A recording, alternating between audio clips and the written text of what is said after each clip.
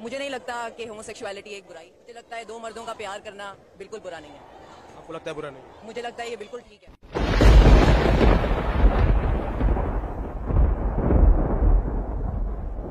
اور اسی طرح جب ہم نے لوط کو پیغمبر بنا کر بھیجا تو اس وقت انہوں نے اپنی قوم سے کہا کہ تم ایسی بے حیائی کا کام کیوں کرتے ہو کہ تم سے پہلے اہل عالم میں سے کسی نے اس طرح کا کام نہیں کیا، یعنی خواہش نفسانی پورا کرنے کے لیے عورتوں کو چھوڑ کر مردوں کے پاس آتے ہو۔